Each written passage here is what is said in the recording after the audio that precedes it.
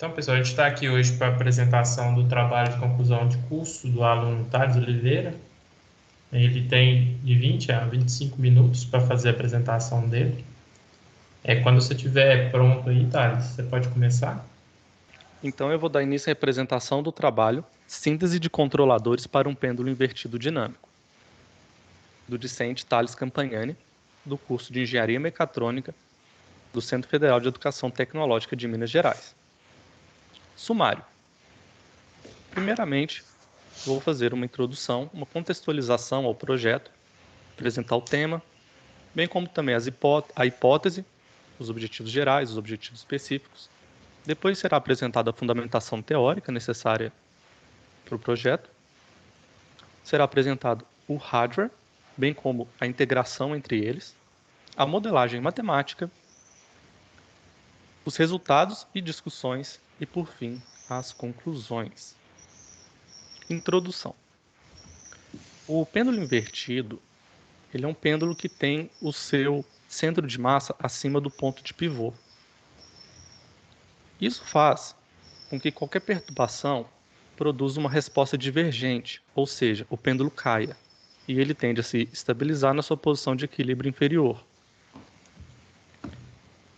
Vários sistemas podem ser modelados como pêndulo invertido, como, por exemplo, o de ciclo, que são duas rodas com seus eixos colineares. Um exemplo muito conhecido é esse veículo que a gente pode ver na tela, é um Segway. Outro exemplo é o biciclo, que são duas rodas também, só que são uma na frente da outra. A bicicleta é um tipo de biciclo. E a bicicleta, ela pode ser projetada, os seus vários parâmetros, de certa forma que ela se equilibre sozinha. É um sistema mecânico de equilíbrio. Ele é contínuo no tempo e analógico.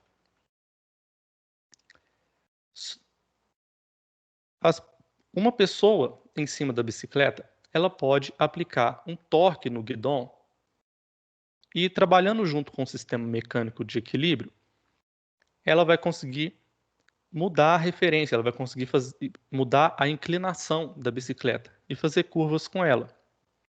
Isso também pode ser feito por um sistema robótico. Só que dependendo do atuador que o sistema robótico utilizar, por exemplo, o servomotor, vai cancelar o sistema mecânico de equilíbrio, porque o servomotor, ele só permite o giro do eixo quando ele recebe um comando para tal.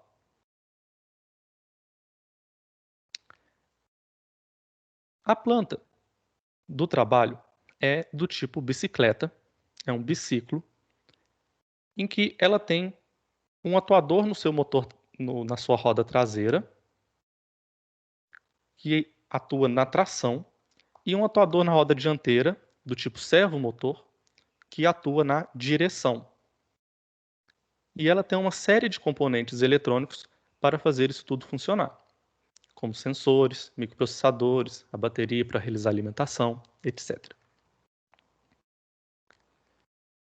Então, a gente parte da hipótese para esse trabalho que é possível a gente equilibrar a bicicleta apenas alterando o seu eixo de direção sem deslocamento do centro de massa, com um atuador que ele cancela o sistema mecânico de equilíbrio.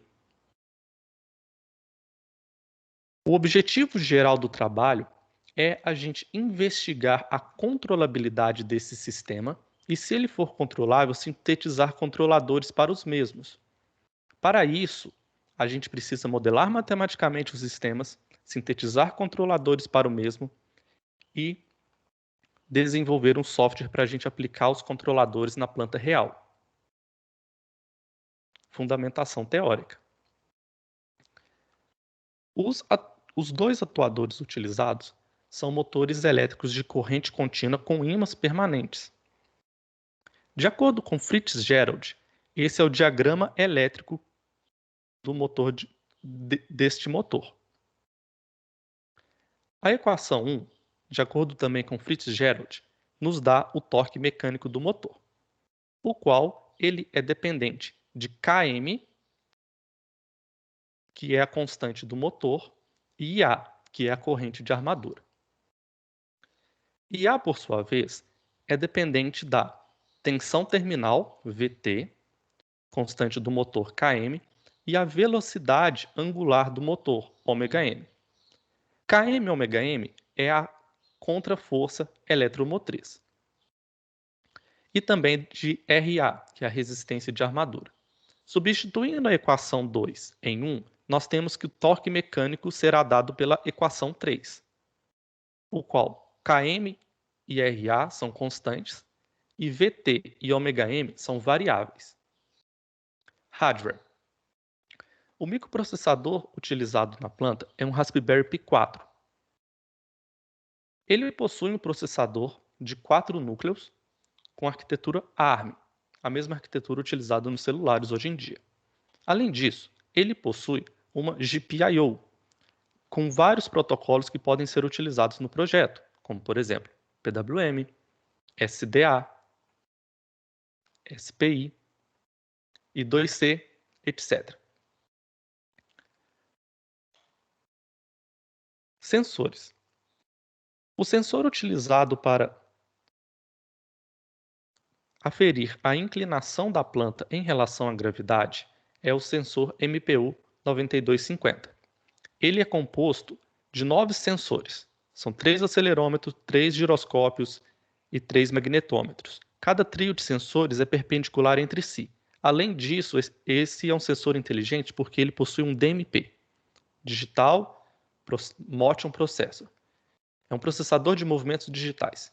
É um microprocessador que ele realiza a fusão desses sensores para encontrar a orientação espacial do sensor. Como o sensor ele é fixo à planta, através da orientação espacial, a gente consegue obter qualquer inclinação da planta em relação à gravidade.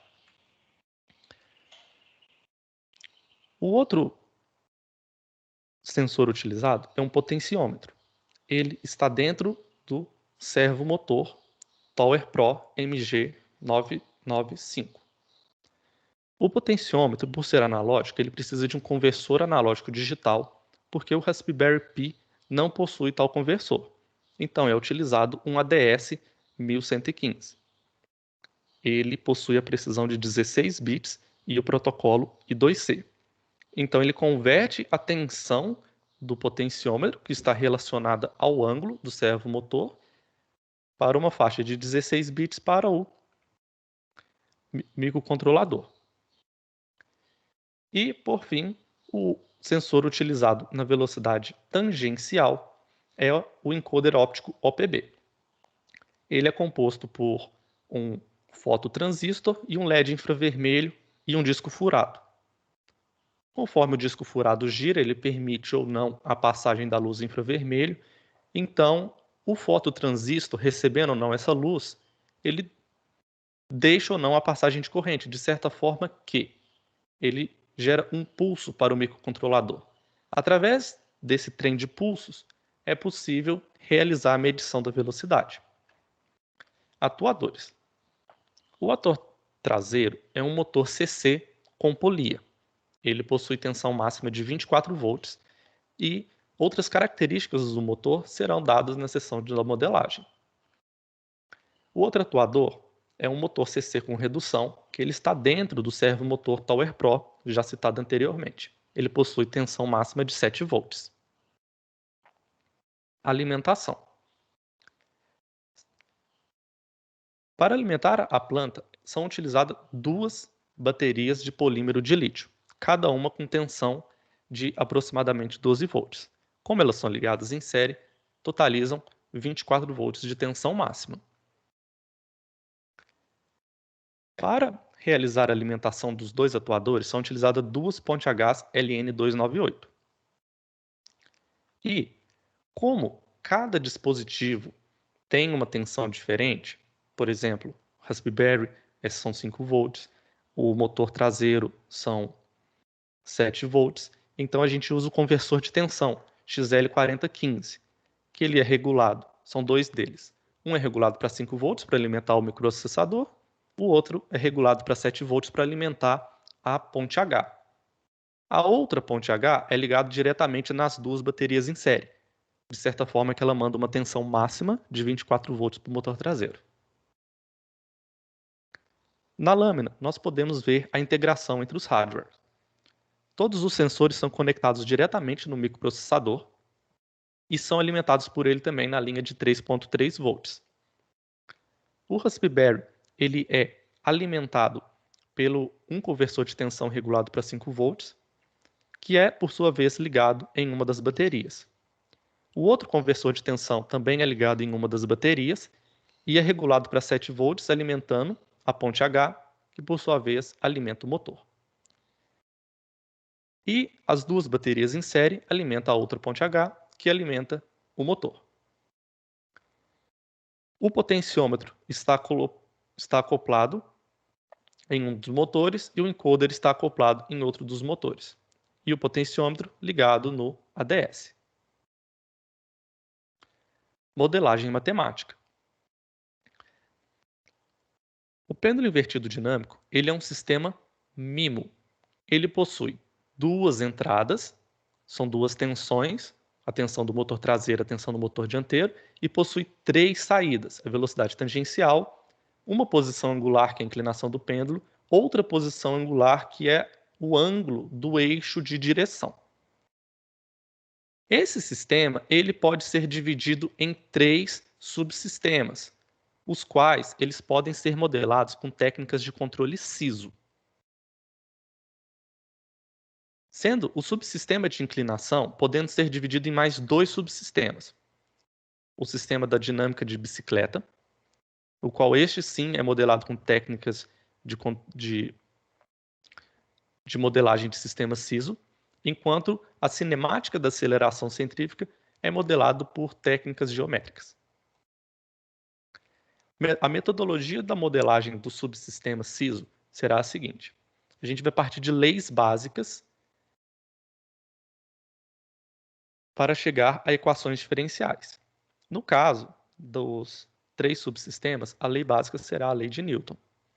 Chegando nas equações diferenciais, caso elas não sejam lineares, será feita linearizações para, por fim, nós podemos realizar a troca de domínio através da transformada de Laplace, levando do domínio do tempo para o domínio da frequência. E, assim, dividindo a saída pela entrada, nós obtemos, por fim, a função de transferência do sistema. Considerações a serem feitas. É criado um sistema coordenado XYZ móvel, fixo na planta. O eixo Z ele é colinear com o eixo da roda traseira, enquanto o eixo X ele pertence ao mesmo plano que contém os eixos das duas rodas. É considerado também que toda a massa se concentra no centro de gravidade, CG.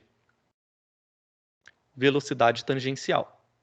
Na lâmina, podemos ver um desenho da planta em sua vista lateral. Em amarelo, nós temos M, a massa da planta, total, concentrada no centro de gravidade. Em preto, nós temos A, o atrito equivalente da rolagem de ambas as rodas. Em azul, nós temos G, a gravidade que atua sobre a planta. Em verde, nós temos a saída, V, que é a velocidade. Em rosa, nós temos a força que a roda traseira proporciona, Ft. Só que a força traseira, ela depende do torque tal T, que é o torque do motor traseiro, que ele aplica na roda através de um conjunto de polia-correia,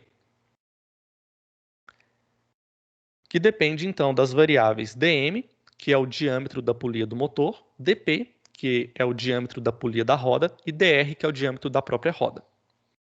Então, partindo da lei de Newton, nós podemos chegar na equação 4, onde ET, εt, é a tensão do motor traseiro e V é a velocidade de saída. C1 é dado pela equação 5, onde Km sobre RA foi fundamentado devidamente na fundamentação teórica. do motor, são constantes do motor. E C2 é dado pela equação 6. Realizando a transformada de Laplace na equação 4 e fazendo a saída sobre a entrada, nós obtemos a função de transferência g de s, que é dada pela equação 7. Modelagem do ângulo de esterço. Na lâmina, nós podemos ver o desenho da vista superior da planta, o qual a gravidade está normal ao plano.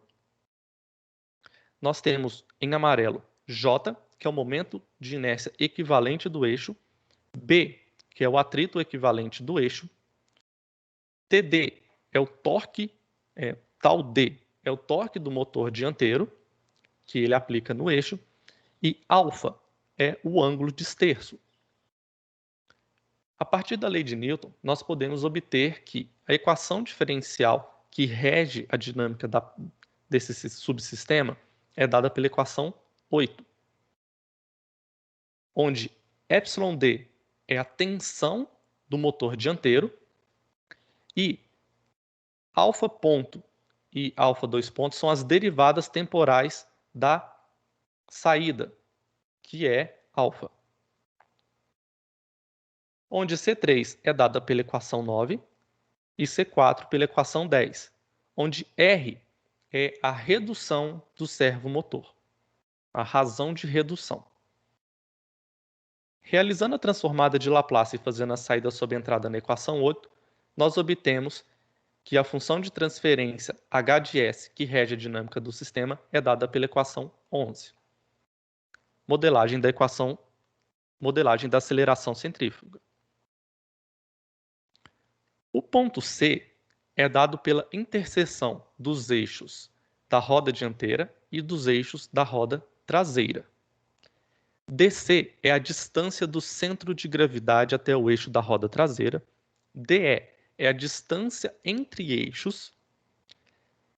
E do ponto C até o eixo da roda traseira, nós temos um raio de curvatura, que é o raio de curvatura da roda traseira, RT. Do ponto C até o centro de gravidade, nós temos RC, que é o raio de curvatura do centro de gravidade. E do ponto C até o centro da roda dianteira, nós temos RD, que é o raio de curvatura da roda dianteira. Beta é o ângulo formado entre RT e RC. Nós também precisamos criar outro sistema móvel de coordenadas, que será chamado de x', y' e z', que ele possui a mesma orientação espacial que o sistema de coordenadas x, y, z, só que a sua origem é no ponto C. A planta, tendo uma velocidade v diferente de zero e um ângulo de esterço alfa diferente de zero, gera uma aceleração centrípeta AC, que pode ser vista em azul, na figura B, na figura da direita.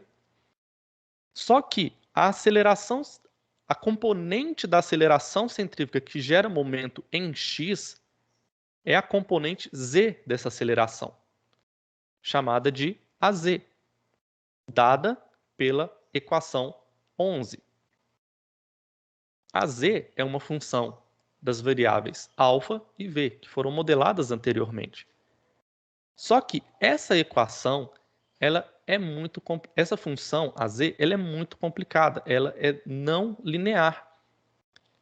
Para a gente poder realizar a transformada de Laplace e obter a função de transferência, a gente precisa linearizar essa equação para a gente colocar ela dentro da equação diferencial. Então, linearizando a z, nós temos a função AL, que ela é muito mais simples e ela é linear. O gráfico da comparação de AZ e AL é dada pelo gráfico na lâmina, onde a aceleração centrípeta é em função do ângulo de esterço. Nesse caso, foi considerado uma velocidade v constante. modelagem do pêndulo invertido. H é a distância do ponto de contato da roda até o centro de gravidade, dado por esse símbolo. A Z, aceleração centrífuga decomposta em Z, é o que gera momento em X. A gravidade é dada em azul e o ângulo θ é a inclinação do corpo da planta em relação à gravidade. A equação diferencial 13 nos dá a dinâmica do pêndulo invertido. Só que, novamente, essa equação diferencial ela é não linear e a gente precisa linearizar ela para a gente fazer a transformada de Laplace, conforme a nossa metodologia. A equação 14 nos dá a linearização da equação diferencial, resgatando a linearização passada da aceleração centrífuga. Realizando a transformada de Laplace e fazendo a saída sob a entrada, nós obtemos a equação número 15. Essa equação foi feita a seguinte consideração para obter o resultado. Como a gente está modelando com técnicas de sistema SISO, ou seja, uma entrada e uma saída, a gente teve que considerar uma das entradas constante. No caso, alfa foi considerado como entrada e V foi considerada como constante. A velocidade foi considerada como constante. E a nossa entrada é o ângulo de esterço. Assim, foi possível obter este resultado, partindo dessas considerações. Resultados e discussões. Na lâmina estão resumidos os resultados dos 3 subsistemas. Só que, agora, partindo das considerações feitas, o sistema de tração ele é considerado um sistema independente, com uma entrada e uma saída. E o sistema do pêndulo invertido ele possui 2 subsistemas SISO, que é o subsistema de direção, ele possui uma entrada e uma saída, e o subsistema de inclinação, que possui apenas uma entrada, que é o ângulo de esterço, e uma saída. Só que esse sistema ele foi modelado partindo do pressuposto que a velocidade é constante, só que a velocidade pode sofrer perturbações e variações. Então, isso cria uma limitação ou um desafio de controle. Uma limitação porque o controlador deverá regular a velocidade para uma velocidade constante. Ou isso cria um desafio de controle, porque caso a velocidade fuja da velocidade pré-estabelecida, os parâmetros do sistema vão variar no tempo. Então isso cria um desafio de controle, que é você projetar um controlador que consiga estabilizar um sistema instável com variações de parâmetro no tempo.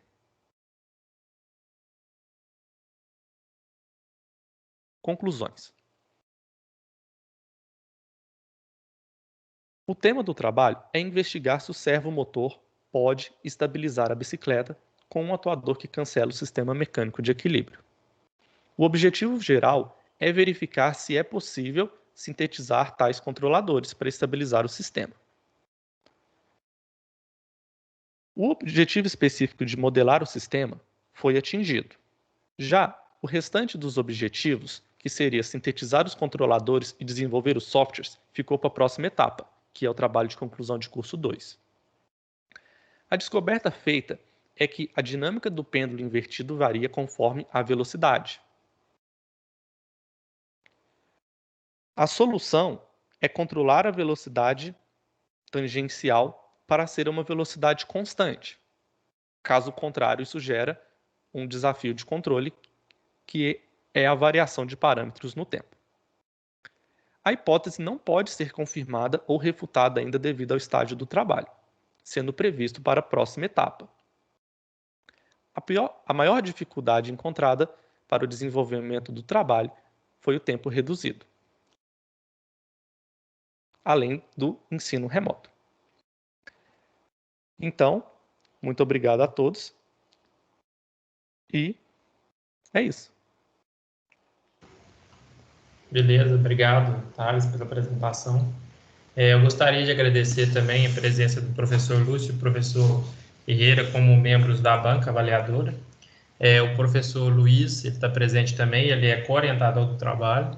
Queria agradecer o Luiz pela ajuda aí na orientação do trabalho do Thales. A gente vai começar agora a fase de arguição oral, né? Então, eu vou passar primeiro a palavra para o professor Lúcio, para ele poder fazer as considerações dele.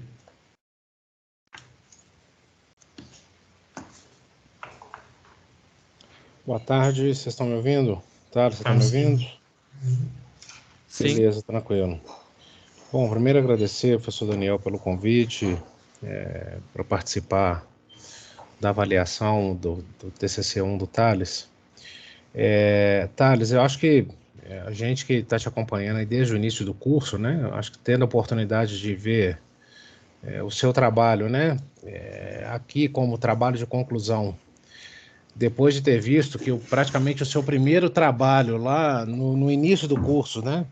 A gente fala que você entrou no curso motivado a construir uma motinha que fosse controlável, né? E etc. Você fala dessa motinha desde que você iniciou o curso. Então, vendo que você está aqui defendendo o TCC relativo a um projeto que te motivou a entrar, ou que logo que você entrou, você identificou uma possibilidade de aplicar os seus conhecimentos com ela, eu acho que já é digno de nota, você precisa ser parabenizado por isso. Acho que em termos de trabalho de conclusão, você atingiu aquilo que você se propôs a fazer, esse trabalho foi avaliado por o mérito do trabalho foi avaliado, né, no início do semestre. Então, nesse sentido, acho que você atingiu os objetivos que você se propôs a desenvolver. Pequenas observações que eu nem vou entrar aqui em detalhe, Thales, assim, tem algumas coisas, síntese, depois de vírgula está com letra maiúscula, alguma conjugação aqui e ali, mas de forma geral o texto está com português bom, ele está bem escrito. O nosso template, que eu às vezes questiono, mas eu acho que o problema pode ser mais comigo, que é a questão de fundamentação teórica e depois a metodologia, e aí o modelo é apresentado lá, eu não sei se modelos seriam aqui. O foco do seu trabalho é a aplicação, né, do controle dela, quer dizer, eu acho que o foco do trabalho, o eixo principal do seu trabalho é controle. Eu não sei o quanto de controle teria de vir para a fundamentação teórica do seu trabalho, né, se alguma técnica especificamente está sendo aplicada, se ela tem uma fundamentação matemática, teórica, que se por acaso ela não precisaria estar na fundamentação teórica do seu trabalho.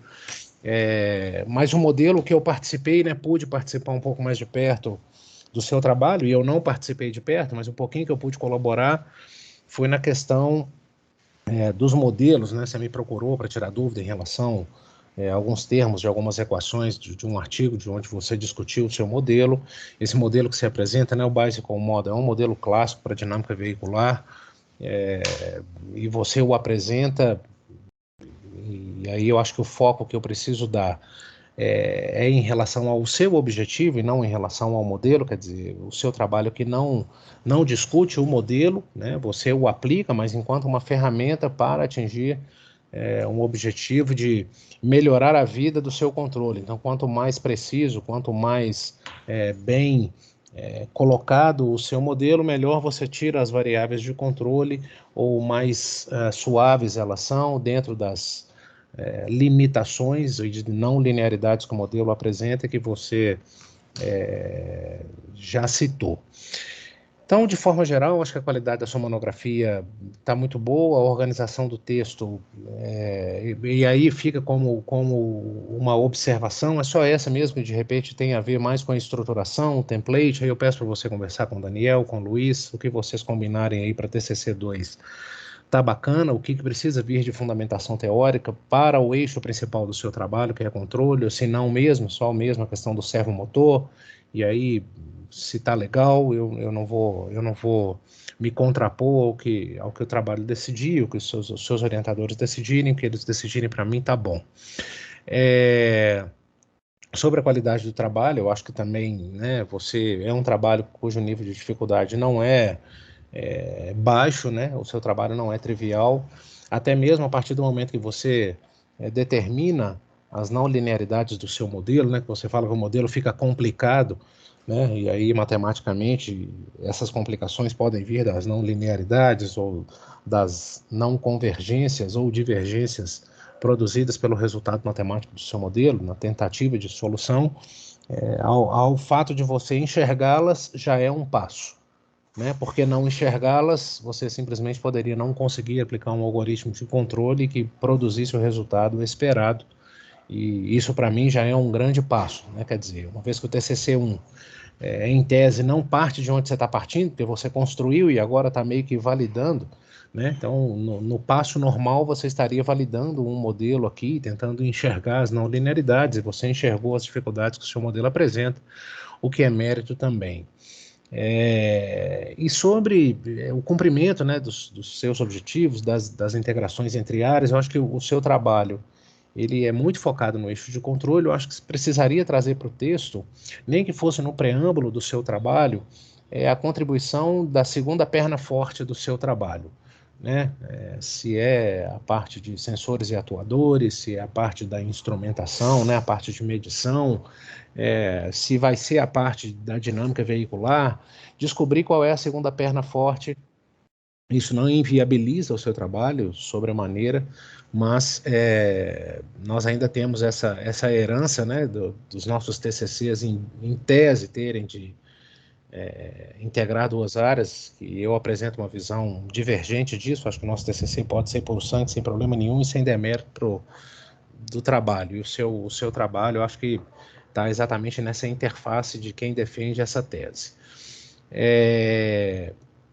Então, eu acho que, como sugestão, Thales, que eu deixo, não sei se para TCC2 ou se para depois de TCC2, se você for dar seguimento à pós-graduação, de repente você explorar esse modelo matemático, né? Eu vou trazer um pouquinho a brasa para minha sardinha, mas é no sentido de contribuir para o aprofundamento do seu trabalho. Quer dizer, pêndulo invertido não é uma coisa simples. Você citou o equilíbrio, né? Equilíbrio divergente, a gente vai chamar de equilíbrio não estável, né? Ou equilíbrio instável, uma situação onde ele parte de neutro para instável.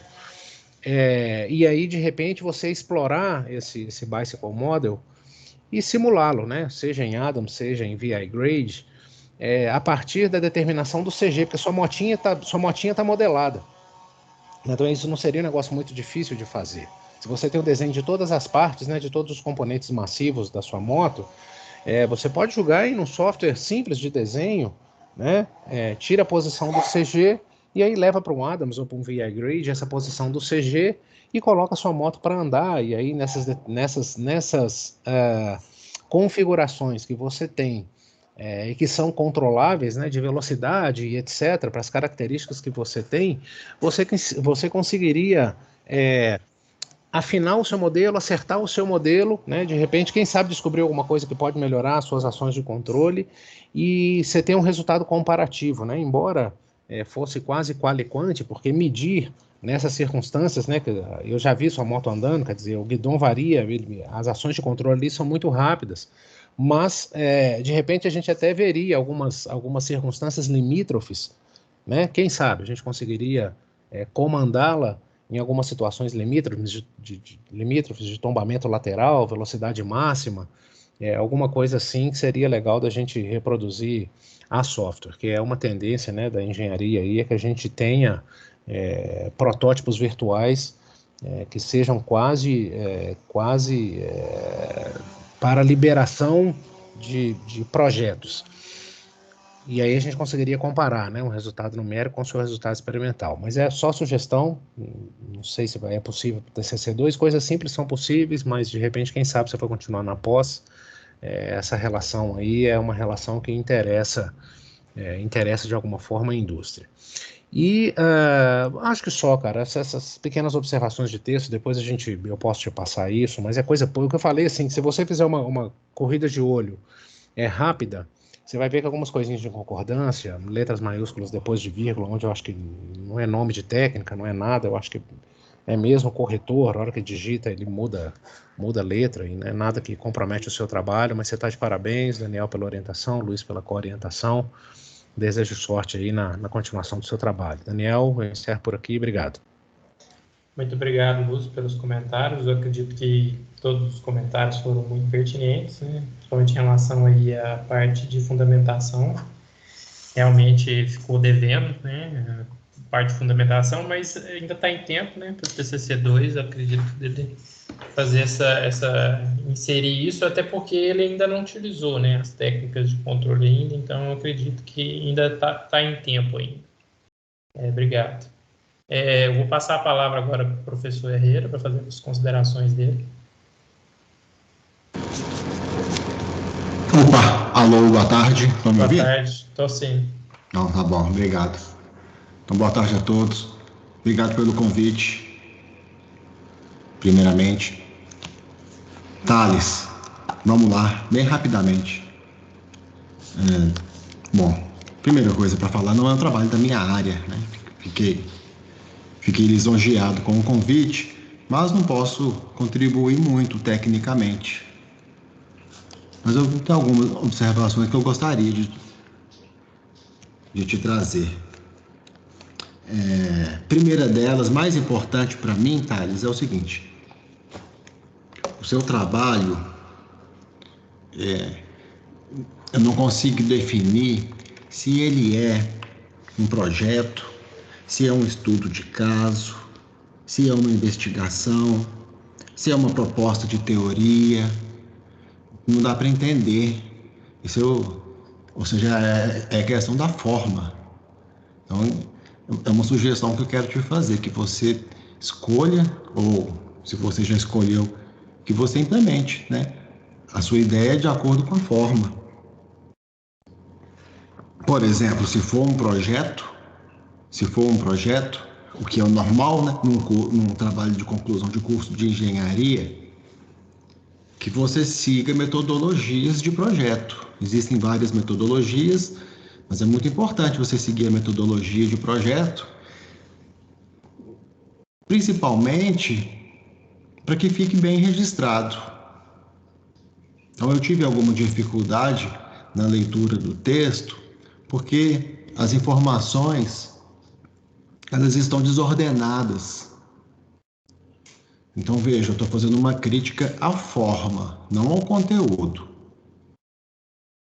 O conteúdo, dá para perceber claramente que você se preparou, que você estudou e que você sabe do que você está tratando. Inclusive, a gente sabe o que você quer. O professor Lúcio acabou de falar aí, todo mundo do curso, né, que tem um mínimo de atenção, sabe do seu objetivo, o que é.